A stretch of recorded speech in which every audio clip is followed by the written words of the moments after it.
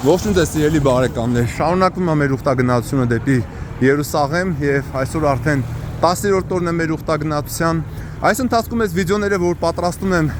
ձեզ, որպեսզի դուք տեսնեք այս տեղերը, թե ինչպիսի ժառանգություն է Աստված տվել մեր ազգին, շատերը հարցնում են կոմենտների մեջ, թե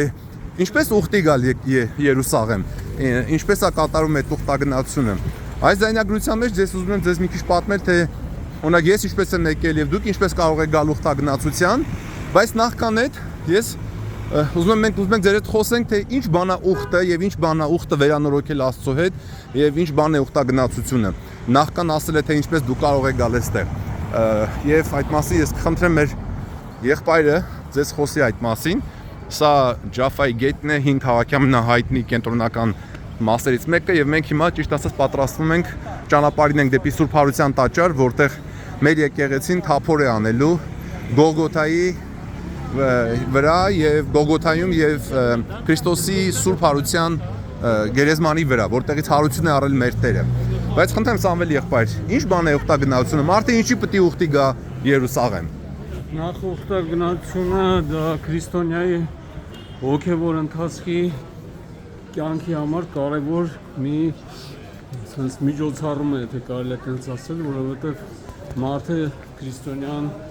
իր առաջին ուխտը կնքում է Աստծո հետ մկրտության ժամանակ։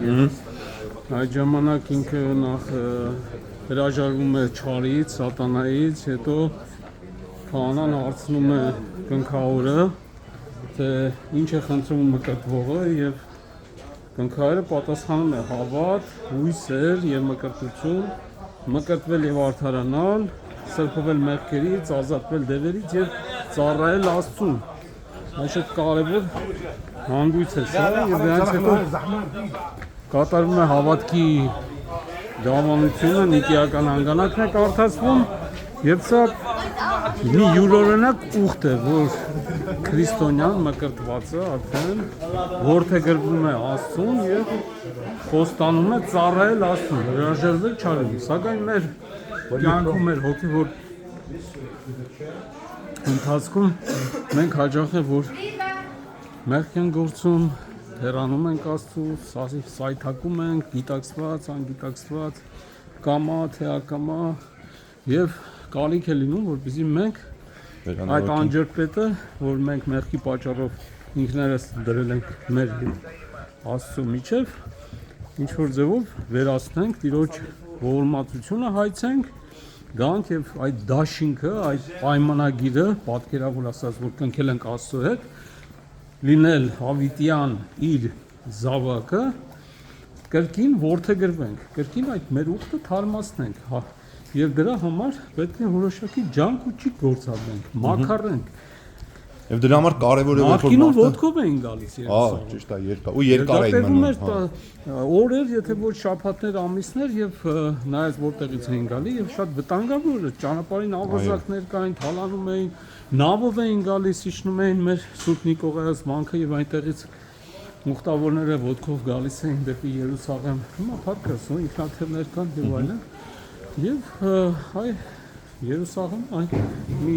սակրալ սրբավայրերից մեկն է քրիստոնյայի կյանքում, որտեղ ինքը որը կյանքում մեկ անգամ ուզում է գալ, այո, այս տիրակող ճանապարհներով անցնել եւ մի ուխտը վերանորոգել Աստծո հետ։ Հայաստանում էլ բազմաթիվ այդ ուխտերքները, ուխտագնացությունները որ լինում են, հենց այդ նպատակն ունեն վերանորոգել Աստծո հետ։ Եվ հիմա ուրեմն քանի որ մենք արդեն հասկանում ենք ինչ բան է ուխտագնացությունը, ինչպես գալ այստեղ։ Ամենակարճ ճանապարհը, սիրելի ժողովուրդ, ցանկալի ճանապարհը։ Խոսեք ձեր քահանայի հետ։ Դուք որտեղ եք գնում պատերակի մասնակցում, դուք որտեղ եք եկեղեցի գնում հայ առաքելական եկեղեցի։ Խոսեք ձեր քահանայի հետ ու ասեք Տեր հայր, արդյոք առաջիկայում ուխտագնացություն կազմակերպվում է դեպի Երուսաղեմ։ Այո։ Հա, իսկ եթե չէ, ինքը հավանաբար կիմանա այն քահանաներին մեր եկեղեցու, ովքեր պարբերաբար խմբեր են բերում Երուսաղեմ։ Եվ շատ կարևոր է իմ կարծիքով, որ դուք այստեղ գաք ոչ թե պարզապես, ասենք, տուրիստական զբոսաշրջանային տուրով, որը կազմակերպում են այդպես, այլ քահանայի հետ, որպեսզի ձեզ այս ամեն տեղերը բացատրի, այստեղ այնքան տեսնել, աղոթքով անեք, բացատրությամբ անեք, այո։ իսկապես պետք է վերանորոգել։ Ուրեմն խոսեք ձեր քահանայի հետ եւ ասեք Տեր այր, երբ է նախատեսվում ուխտագնացություն դեպի Երուսաղեմ կամ եթե ինքը տեղյակ է, թե որ քահանան են տանում խումբ դեպի Երուսաղեմ։ Ինքը ձեզ կոնտակտի մեջ կդնի այդ քահանայի հետ եւ դուք իր հետ խոսեք եւ ես ոնց հասկացա, բարբերաբար ուխտագնացություններ են կազմակերպում, մեր քահանաներն առաջնորդում են, ես ճիշտ է ես ինքս առանձին եմ եկել այս անգամ, խումբի մեջ չեմ, բայց առիթ եղավ մի քանի տեղեր գնացինք խմբով, ես տեսա թե ինչպես քահանաները ամբողջ ճանապարհը աղոթքով աղոթում են ժողովրդի հետ, բացատրում են թե ուր են գնացել, ինչի են գնացել, որ դա նշանակությունը, այո, ասենք թե գնացել եք Գալիլա իրանք ավետանից այդ հատվածն են կարդում կամ ասենք թե խաչելության տեղը ավետանից կարդում են խաչելության հատվածները։ Եվ այսպես ես այսօր խոսում եմ օրինակ Ամերիկայից եկած մի հայ ուխտավորու հետ, ով ասեց Արմեն, գիտես, կապ չունի թե ես ինչքան գրքեր էի կարդացել ու ինչքան ֆիլմեր էի տեսել։ Ուխտի գալով Աստվածաշունչը կյանքի եկավ իմ իրականության մեջ, ոնց որ իրական կյանքիս մեջ մտավ։ Այս ամեն ինչը տեսնելով այս վայրերը, որտեղ մեր Տեր Հիսուս Քրիստոսը քայլել է, խոսել է եւ հիմա եկել այս ամեն ինչը հասել է մեզ։ Հիմա սիրելի ժողովուրդ, մենք հասանք հարության տաճար, մուտք են գործելու հարության տաճար, որտեղ որ գտնվում է երկրորդ հարկում Գողգոթան, այն վայրը, որտեղ որ խաչվել է մեր Տեր Հիսուս Քրիստոսը, իսկ ձախ կողմում դռնից ձախ մեր Տեր Հիսուս Քրիստոսի դատարկ գերեզմանն է, այն վայրը, որտեղից մեր Տերը հարություն է առել։ Դե լավ ժողովուրդ ջան, լավ եղեք, Աստված օգնական ու պահապան, կհանդիպենք մյուս զայնագրության մեջ։